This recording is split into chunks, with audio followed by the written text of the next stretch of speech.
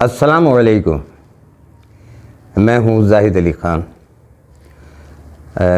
گزشتہ روز سے آپ سوشل میڈیا پر اور ٹی وی چینلز پر جو ہے عمران خان صاحب کی ایک مبینہ آڈیو لیک جو ہے اس کے بارے میں مسلسل سن رہے ہوں گے، اور یہی امید ہے کہ آپ میں سے بہت سارے لوگوں نے وہ آڈیو سنی بھی ہوگی۔ یہ ایک کل کا واقعہ ہے اور کل شام یہ آڈیو منظر عام پر آئی اور فوراً ہی یہ سوشل میڈیا پر وائرل ہو گئی، لیکن میں اس انتظار میں رہا کہ یہ اتنا سنگین معاملہ ہے کہ اس پر عمران خان صاحب کا فوری رد عمل ضرور آئے گا۔ اس طرح کی لیکس، اس طرح کی نجی زندگی کے معاملات کو یوں ریکارڈ کرنا اور انہیں پبلک کرنا، یہ اخلاقاً اور قانوناً دونوں طرح سے غلط ہے۔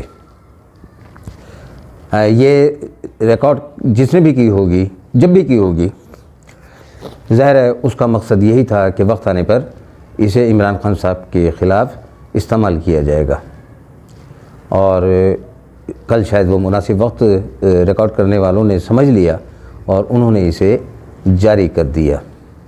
اس سے اندازہ ہوتا ہے کہ ریکارڈ کرنے والے بھی جو ہیں وہ منفی ذہنیت کے لوگ ہیں، اسی سطح کے لوگ ہیں۔ عمران خان صاحب کی آڈیو میں جو کچھ بھی گفتگو ہے اسے بیان کرنا ممکن نہیں ہے۔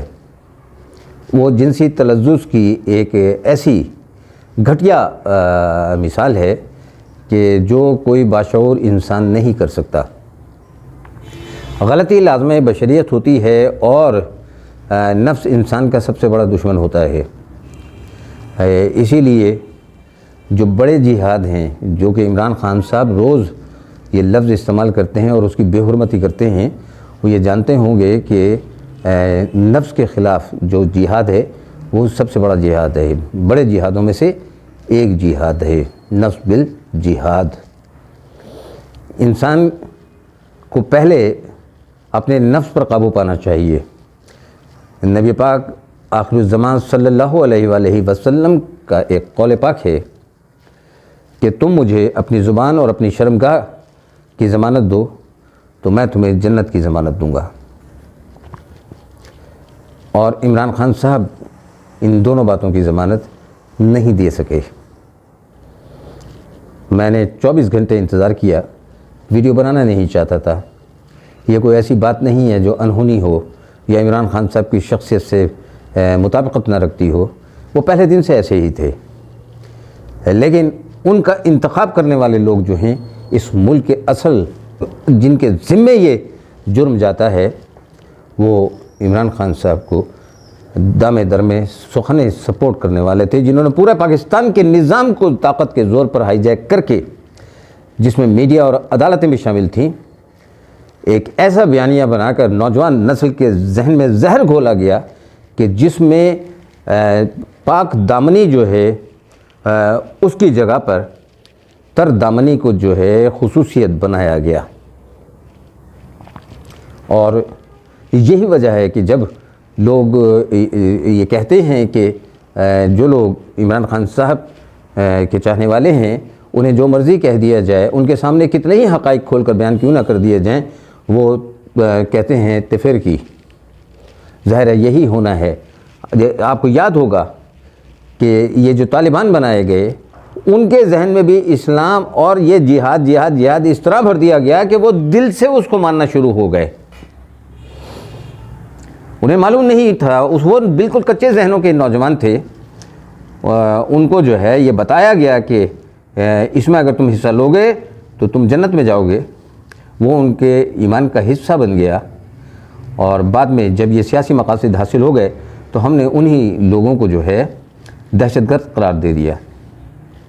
اب وہ جو نظریات، وہ جو نسل پروان چڑھ چکی تھی، جو اس وقت بچی تھی، وہ جوان ہوئی، وہ اس کی شادیاں ہوئیں، ان کی اولاد ہوئی، انہوں نے اولاد کی تربیت بھی اپنے ہی مطابق کی، اور اب وہ نسل بھی جو ہے جوان ہو چکی ہے۔ آپ اس کے ذہن سے وہ اثرات کیسے نکالیں گے؟ وہ غلط اثرات جو آپ نے اپنے سیاسی مقاصد، اپنے مالی مفادات کے لیے جو ہے ایک پورے پاکستانی قوم کے نوجوانوں کی نسل کو تباہ کرنے کے لیے پیدا کیے تھے۔ تو پی ٹی آئی سے وابستہ نوجوانوں کی کہانی بھی بالکل اسی طرح سے ہے۔ پاکستان کے پرنٹ اور الیکٹرانک میڈیا کے ساتھ ساتھ سوشل میڈیا کا اتنا بے دردانہ استعمال کیا گیا کہ ذہنوں نے مسخر ہونا ہی تھا۔ اب ان مسخر ذہنوں کو آپ ان آڈیوز سے، ان باتوں سے، ان یو ٹرن سے جو عمران خان صاحب نے ہر بات پر لیا، ان کی ویڈیو بار بار چلا کر بھی جو ہے واپس صاف نہیں کر سکتے، جب تک کہ آپ اس کا اینٹی بیانی، اینٹی نیریشن جو ہے وہ اس نسل کو بیان نہ کریں، انہیں یہ بات نہ بتائیں کہ ہم یہ سب کچھ جانتے تھے، ہم نے تمہیں گمراہ کیا، تب کہیں جا کر یہ توقع کی جا سکتی ہے کہ نوجوانوں کے ذہنوں سے یہ زہر جو ہے جو وہ نکلے گا۔ اس کا تریاق یہی ہے کہ انہیں بتایا جائے، سچ بتایا جائے۔ یہ جو 2011 سے اپریل 2022 تک کی کہانی ہے، یہ پاکستان کی تاریخ کے اندر سیاہ ترین حروف میں لکھی جائے گی، اور وہ جو لوگ ہیں جنہیں عمران خان صاحب ہینڈلرز کہتے ہیں، وہ اللہ کے حضور بہت سخت پکڑ میں آئیں گے۔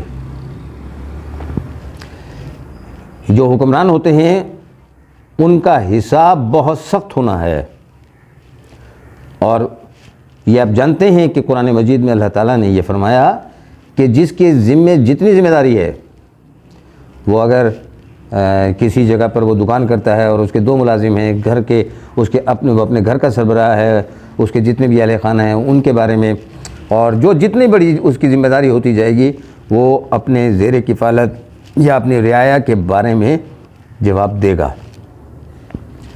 حکمرانوں کی کوئی بات بھی نجی نہیں ہوتی، حکمرانوں کی ہر بات پبلک ہوتی ہے، عوامی ہوتی ہے۔ نبی پاک صلی اللہ علیہ وسلم کی جلوت اور خلوت دونوں زندگیوں کی سیرت ہمارے سامنے موجود ہے۔ وہ اسی لیے ہے کہ ہم اس سے سیکھیں اور اس پر عمل کریں۔ نبی پاک صلی اللہ علیہ وسلم کی بعثت سے پہلے جتنے بھی انبیاء اور رسول گزرے ہیں، اور ان کے خانگی زندگی کے بارے میں ہمیں معلوم نہیں ہے، لیکن نبی کریم صلی اللہ علیہ وسلم کی خانگی زندگی سے لے کر ان کی بیرونی زندگی جو ہے اس کے بارے میں ہمیں سب کچھ معلوم ہے۔ وہ ایک ریکارڈڈ ہسٹری ہے۔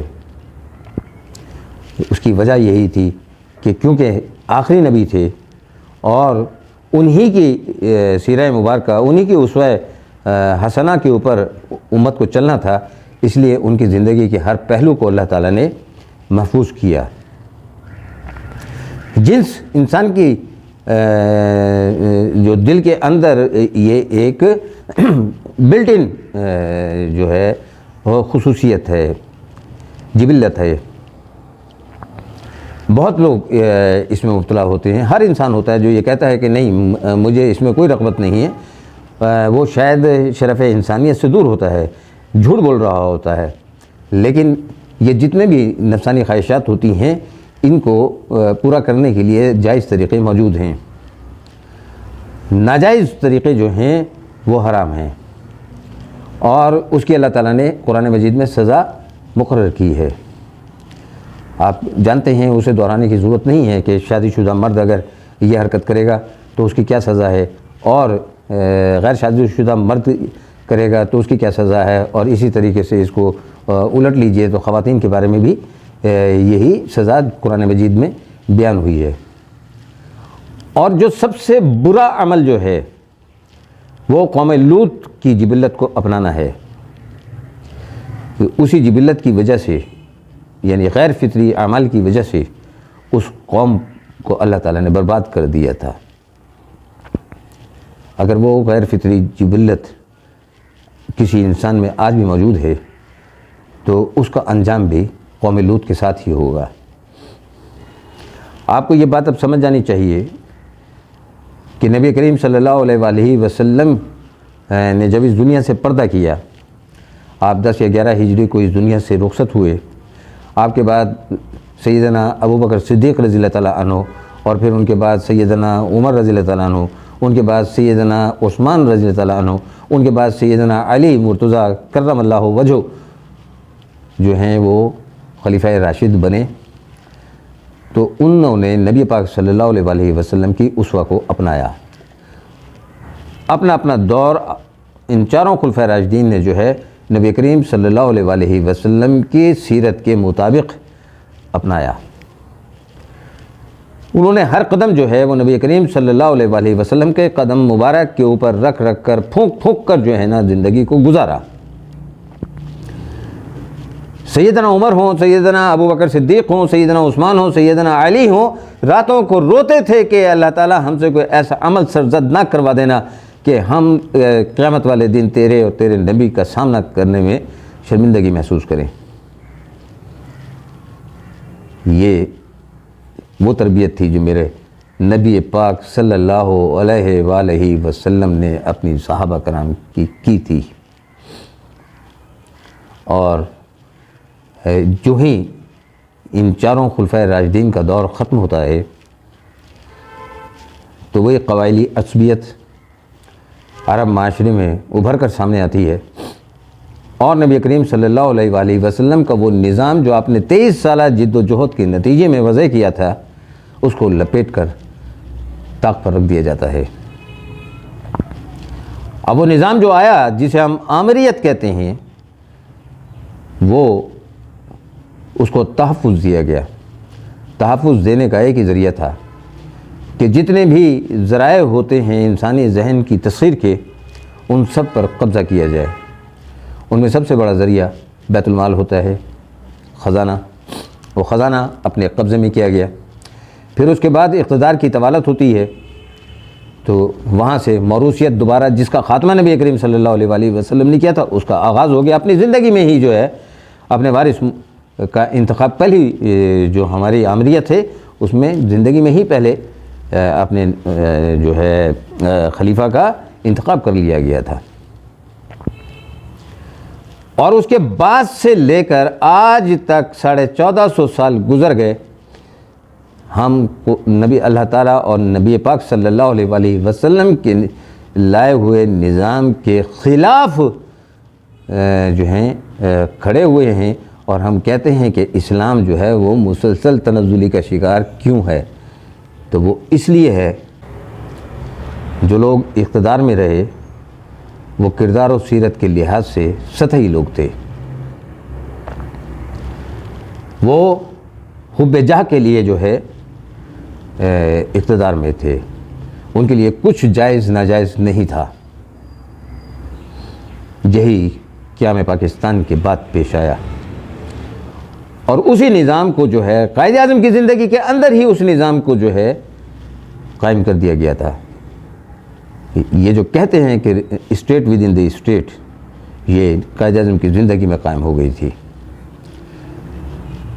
کہ پاکستان کی جو اسکول کالجوں اور یونیورسٹیوں کا نصاب تک کو بدلنے میں جو ہے شرم محسوس نہیں کی گئی۔ اپنی مرضی کی تاریخ ایک مختصر سے، ابھی تو لوگ زندہ ہیں جنہوں نے تحریک پاکستان اپنی آنکھوں سے دیکھی ہے، جنہوں نے تحریک پاکستان میں حصہ لیا ہے، ان کی زندگی کے اندر تاریخ بدل دی گئی۔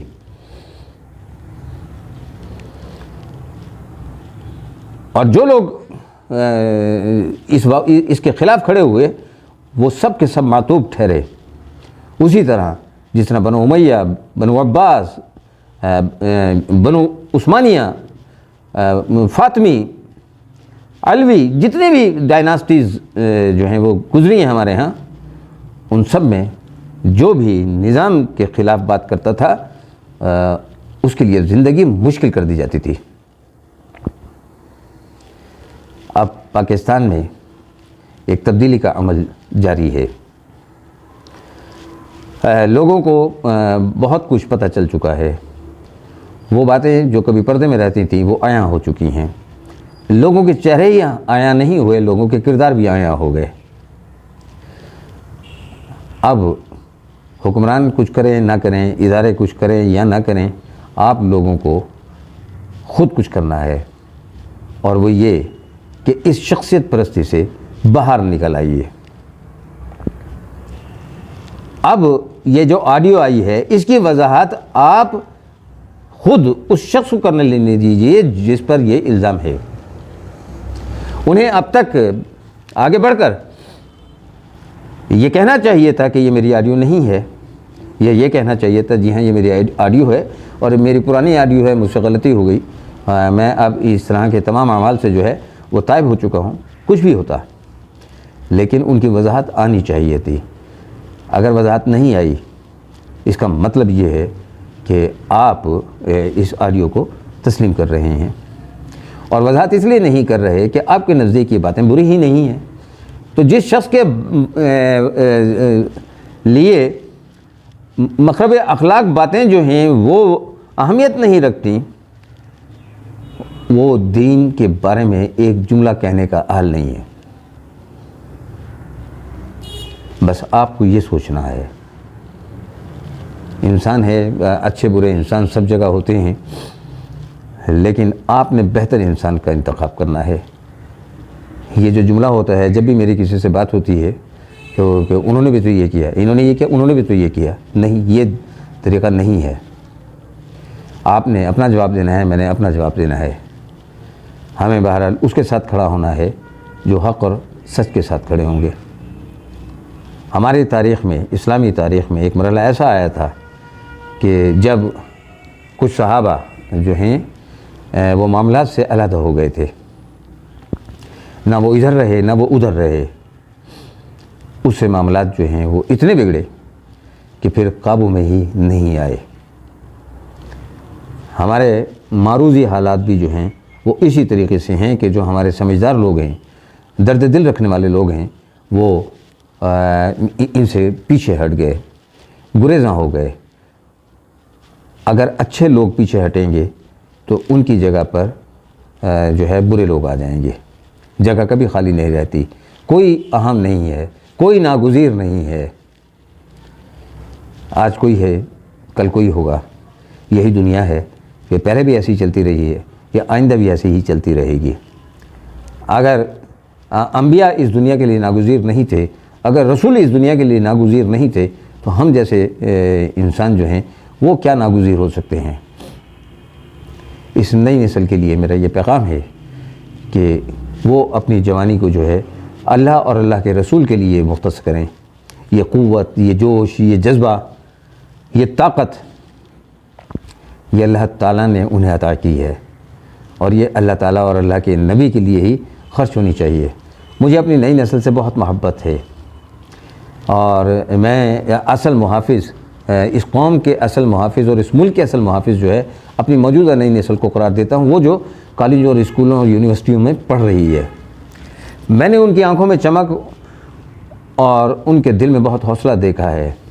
ان کی اکثریت پاکستان کے بارے میں جو ہے پریشان ہے، لہٰذا وہ اپنے دوستوں، اپنے بھائیوں کو جو ہے یہ بات سمجھائیں کہ وہ شخصیت پرستی سے نکل آئیں اور اپنے تمام تر توانائیاں جو ہیں وہ اللہ کی راہ میں خرچ کریں، اپنی تعلیم مکمل کریں، اپنے والدین کے خواب پورے کریں، اپنی نئی زندگی شروع کریں، اپنی اولادوں کو ایک ایسی تربیت دیں کہ آئندہ 20 سال کے بعد پاکستان ایک بہتر ملک کے طور پر جو ہے دنیا کے سامنے ابھرے، جس میں نہ انتہا پسندی ہو، نہ مسلکی اختلافات ہوں، نہ انتشار ہو، نہ لسانی اور فرقہ واریت ہو۔ تو یہ سب کچھ جو ہے یہ نئی نسل ہی کر سکتی ہے، اور نئی نسل انشاءاللہ تعالی کرے گی۔ وما علینا الا البلاغ المبین۔